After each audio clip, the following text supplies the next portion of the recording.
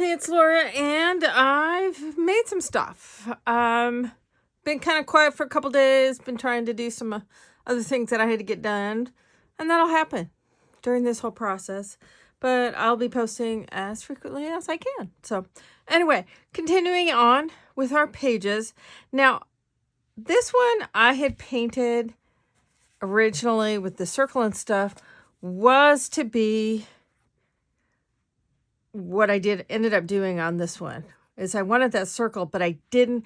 This came out too monolithic, and then this is too feminine for what I wanted this one to be like, because this page is intended, it was facing this one, and those two were too disjointed. So I just went ahead and repainted this. Now, I still don't want that one opposite this one because, again, it's a little too feminine, but it can be a flip page. But after painting all this and adding some of this kind of mauve color to it and the rusty colors on the back side, that color all kind of bled through. Now, I like how those two go together. So what I've done on this one then is, with some stenciling, I did first off with kind of a mauve brownish rusty color. I used this one to create some background slashes, so to speak. Then with this one that's got these are all Stencil Girl ones, stencils as well. So I did some of these, I don't know, squarish things here and here in that kind of plummy purpley color to bring that tone in. And then I wanted to pull in some of the greens and golds and a little bit of the rusty color so that it kind of translates over. And using this stencil, it would have to be this way because that's what color the paint's on it. Oh, there, I just had it cocked off at a little bit of an angle. So I painted that. Now the colors I was using, and it came out kind of a bit on the rusty side, I was using these kind of lavendery pinky colors, and then key lime, my favorite green. I'm running low on it. But these mixed together kind of create a bit of a peachy color. And then to add even more of the rusty tone, I used my nickel azo gold, and I'm almost out of this one. And they've changed the formula, but it's supposed to be pretty close. But these are the colors that I used on here to create that. So, and I kind of like how this kind of rusty ties in with here. There's a little bit of pink, and I intentionally brought some pink into here so that then these two can speak to each other a bit. But then it helps me transition then when this page turns into this one. Now, one of the things I did want to mention in this is I'm doing each of these pages very individually, and I'm kind of composing them and painting them kind of to order per se for each page. Sometimes this is how I like to work on a book, as I go page by page by page and build from the page previous. Sometimes I will go through, and whether it's paper or it's fabric, I will just go through and paint a bunch of papers or fabrics or modify them in some way, like we are for this one. We're using all pretty much whites and blacks and then adding our color. But so whether you're doing gel prints or using pattern papers, printed papers, or you're stenciling, or you're using whatever technique you're using, sometimes I will go through and make a bunch of so-called fodder or background papers or whatever you want to call them. There's so many different names and have been so many different names over the years, but however you want to call that. And either way works, and you find what works best for you. And as I've said, sometimes one way works better for me and sometimes another way works better. It just kind of depends on how I'm feeling like working on it. There's no right way, but again, there's no wrong way either. So whatever works for you in the time that you're creating something. So anyway, hopefully that gives you some permission to do things however you want to do them. So anyway, let's go ahead and I can show you more of what I'm doing. So in keeping with the kind of garden theme, because this is the garden section of our book group. It's not all going to be all one book, but this will be kind of a collection of little booklets or sections that are going to go inside a three-dimensional element as well. With kind of a fairy theme, a fairy house, that sort of thing. And each of these sections that we're doing, as I've explained in previous videos of this series, each of those are representative of a section or a room of the house. So one thing also, if you don't want to miss out on any of these different pieces and parts over the next few months while we're working on this, one of the best ways that you can support me as I'm trying to catch the algorithm again, you know, I've been so off and on with YouTube for a bit, and then I was off of YouTube for several years while I did live stream stuff before I came back to YouTube lives. But the best way you can help me, and I never remember to say anything about this because it's not part of who I am, but if you could like and subscribe, that helps me to catch the algorithm a little better, and that's the best way that you can support me so that I can get out what I do to more people. So that's your commercial for the day. I hate doing those, but my son keeps telling me, Mom, you got to do these. And I'm like, I know, but I feel weird about it. So anyway, so we've kind of got our base background all good to go. Now, I do not like this circle because that was intended for a different layout. So I kind of want to cover that up. So I came up with a way of doing it with a piece. This is a piece of tea-dyed, but done with some rusty bits in there, so it gives it a very aged look. Now, I had this at an angle, so I want to set it on there exactly the way that I had this intended, and why the placement of this is where it is. So this kind of folds over at an angle, so that's why things are at the angles that they are. So that way on this side, this just, you know, it barely covers it at the top, but it covers over at the top. And this kind of vintagey looking, and this is a linen cotton blend fabric, and it's got a kind of a real loose weave to it. So, but that kind of ties in with the feel of what's going on. I haven't exactly figured out exactly what I'm doing on this backside, but that's something for, like, you know, tomorrow. So we won't worry about it right now. But so that little piece is there, and it'll get stitched down. One of the things too that I have meant to talk about, because I know I did it on this guy, and I did it on this guy as well. Now with these, I stitched these all down on the front side, because at the time on this first page, I thought, oh, I'm just going to make, you know, the next page will just be the back side. But then I liked how this stitching looks so much on here that I decided, no, we're going to work with both sides, and whatever happens, happens, and we'll figure that out. But sometimes you don't always want the stitching to show on the other side. So if I stitch this down here, it's going to show on this side. And if I stitch this here, it's going to show on this side. And you don't always want that to happen. So you can do like I did on this one. If you notice, this is stitched around here, but that stitching is not showing on this side. So what I've done is I've just stitched around this patch, for want of a better term. I've just stitched around this patch, and then I've glued it down. And so it looks like it's stitched down, but it's not. So don't be afraid to fake it, kind of, so to speak. So with this one, I'll probably stitch around this entire piece, so it looks like it's stitched down, but I will probably only stitch it as I'll fold this out like such and stitch it right there. And then it gets glued down on this side so that it looks like it's stitched down even though it's not. So don't be afraid to do a little cheating there. So then I've taken just some cheesecloth, and I've colored. Now the coloring on here and such in the background that bled through from this side, this was all done with watered down acrylic paint and also some distressed oxide sprays. excuse me, to give it some color. And then I rolled out the brayer of some of this rusty stuff on there a little bit as well. So, but then when it's all wet, it bled through, and that's where I get this kind of watercolory effect of this mauve-y stuff in the background that then I stenciled on top of.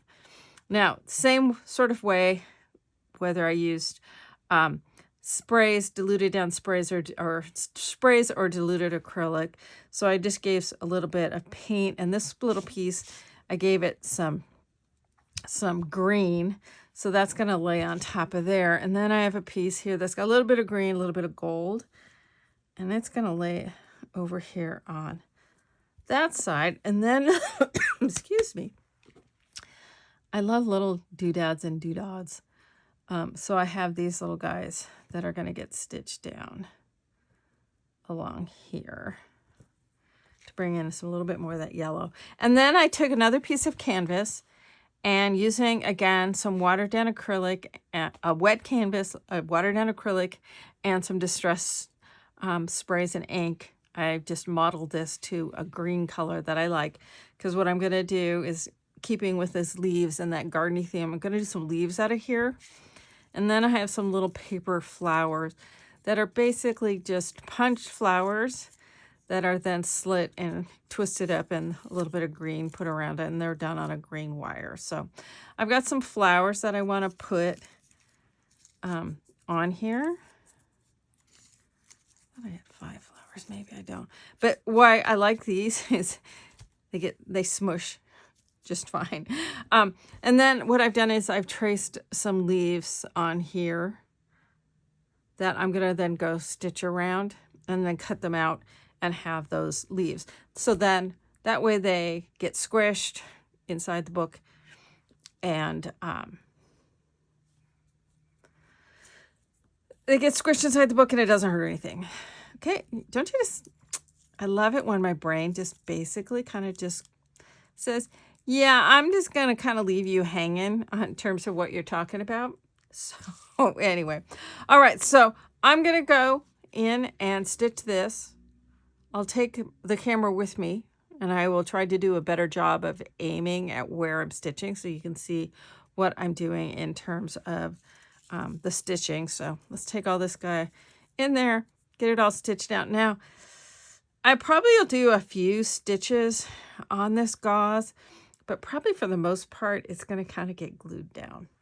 And I'll stitch these guys down. But all right, so I got all the stitching down. I did film the stitching, but I still don't have the angle quite right. I got to mess around with it, and it's evening here, late in the evening here, and it's dark outside. So the light's not great, and so I need to be able to do that during the daytime. So I'm just going to walk you through the process of what I did with the stitching, and we'll just skip that part for this time, and I will get my stitching video portion ready to go. So anyway, what I did first is, as I said, I stitched around this piece here, and then I stitched it when I stitched around the entire page. Now I left this side free so then it can fold around to the back. But I pulled it back out again because I then switched over to a green. I had the black thread in, switched over to kind of a similar green to what's on here, and I stitched roughly down. Some of the pieces are loose, and I'll go ahead and glue those down through my gauze down here on the bottom as well as these little pieces. And then so this can now fold over, but as you can see, there's not much of that green, yellow green showing on this back side. I'll make it work with whatever I do on that side. So then I've got my little leaves that I did what's called free motion stitching around around them. And I know I've mentioned free motion stitching before, which is where you use a specific foot. Not all machines can do this, but if your machine can drop its feed dogs, you can do free motion stitching. And what you're doing is you have a special foot that goes on, and there's a button you push that drops the feed dogs, because the feed dogs are what is keeping the fabric moving underneath the needle. Well, when those are out of the way, what's moving your fabric is you're moving your fabric. So I'm moving the fabric around the shape of these leaves. And I'm controlling the stitch length. Now, some of the newer electronic machines have what's called a stitch regulator in them that helps you to regulate that stitches. Now, because I've been doing this for about 5 billion years now, I didn't have the advantage of those fancy machines back then. So I had to learn to self-regulate. So after so many years of doing this, I do better with doing it my own speed and my own way with the stitch. I go too fast for the stitch regulator and it beeps at me all the time. So I had to take that part off on my machine. So what I've done here is I had marked these leaves with one of my friction pens. So I can now heat this up with a heat tool or an iron. It'll erase the green pen. And then I'm going to cut these out. And then because I want a little bit more different definition than this yellow thread is, I can either use some hand stitching, some on there, or I can add with some marker or some water-soluble pencil or crayon onto that. So first off, let's just take the green off with the friction pen and erase it.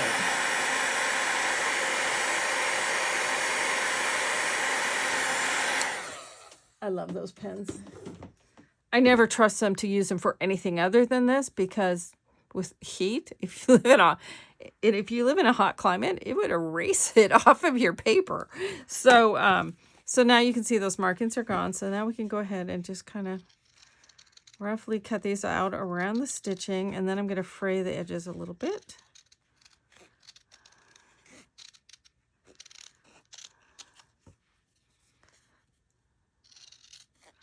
But see, you can make what essentially looks like your own hand-dyed fabric by just using paint, ink, watercolor, whatever sort of thing you want. Now I do have it.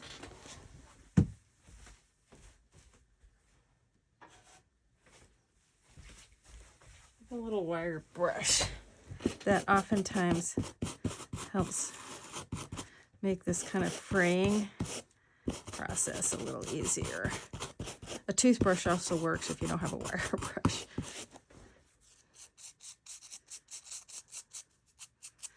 But so that gives that a little bit more frayed look. So I can I'm going to have these little flowers on here. So then I can have these little leaves, and I can shape them with maybe a little stitch to give them a little bit of shape on there. So we can give some leaves.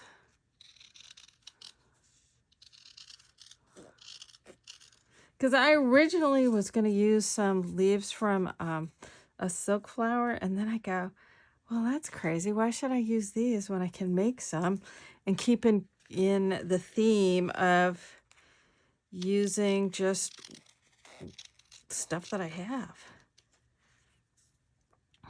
So let's cut all of these guys out.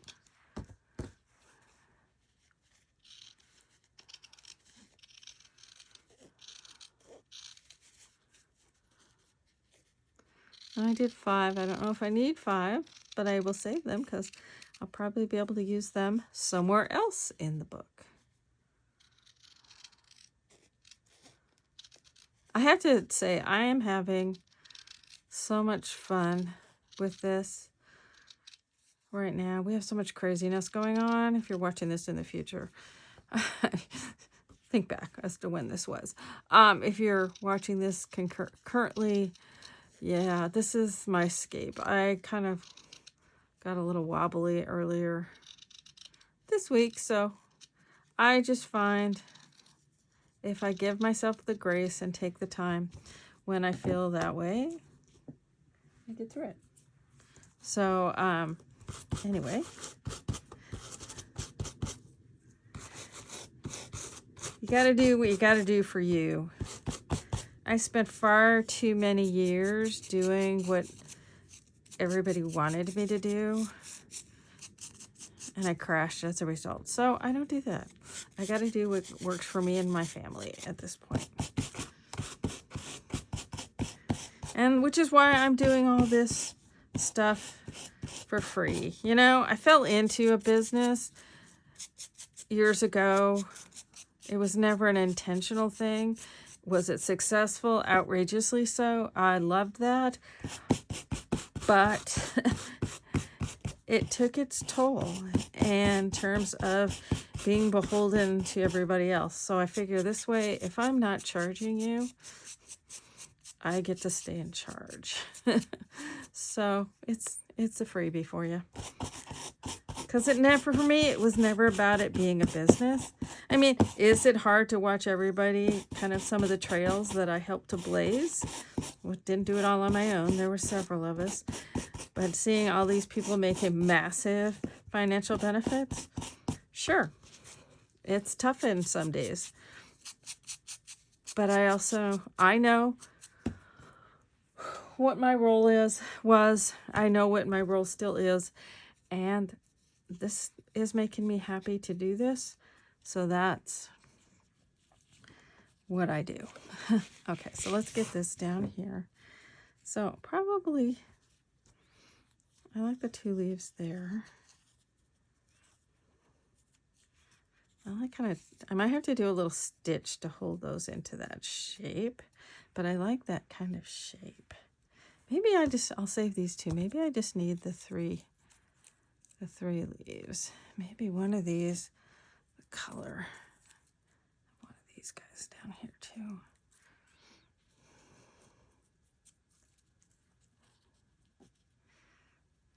And I think just the one up there and these 2 down here, but I need the stitch in there. So of course I have pink thread in there. So let's go with a neutralier. Is that a word? A more neutral thread. So then we can save these leaves for another part of the project. Now, tomorrow, while I'm getting this all prepped, hopefully tomorrow, I am going to be, if it works out the way I'm picturing in my head, I haven't pulled everything out to see if it will work. So, you know, it's going to be one of those. I'm kind of rearranging the book a little bit. It's still going to have the same setup, but I'm just rearranging stuff slightly. So I'm going to be working on the thread. The cover a bit tomorrow. It's going to be an interesting cover of this section. Oh, come on. I hate it when it does this. When the threads all get into a different angle, but I'm just babbling on while I'm doing that. It's got a large eye, but it's very skinny. So you kind of got to line everybody up to go through there. About 3 seconds, I'm going to switch to, all right, I'm going to switch needles with a bigger eye on it. So you don't have to sit there and watch me thread a needle, because I know that's exciting to do. But anyway, I will, if nothing else, I'm going to say screw this, and I'll finish this off camera and show you pictures at the end. There we go. Scared. See, I scared it. Scared it. So, anyway, work on that cover. And then for those of you who've been around from the beginning, I don't know if you remember and I wish I had one of the books here, but I'll show it tomorrow. Oh, come on. I am not putting paints and inks and stuff on fabric does make them a little more dense. And I don't use a thimble, so we're just going to cram it through.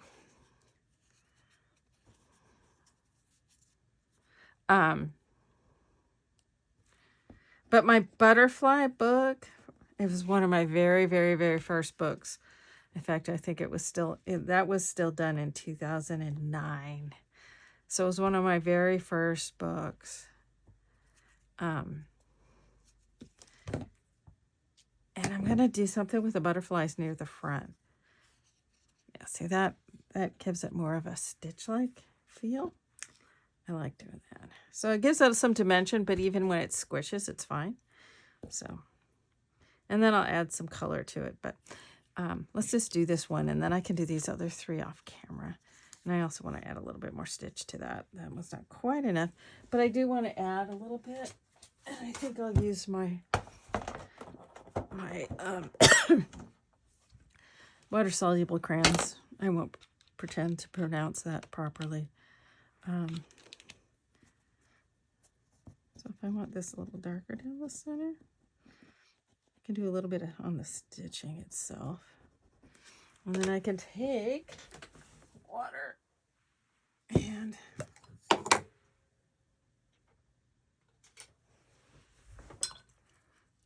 a brush, kind of spread that out a little bit. And maybe I want to do it with a little more light color. Now let's do it with a rustier brown color. There, that's what I want.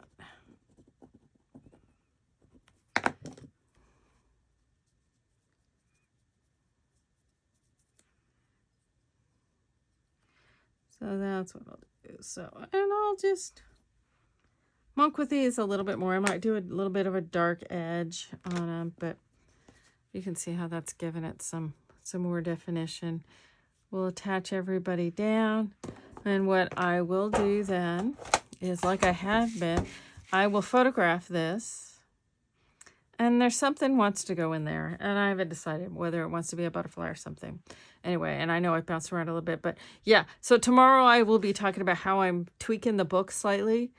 It's still same structure, but I'm tweaking what's going where in this little booklet or this section, this garden section.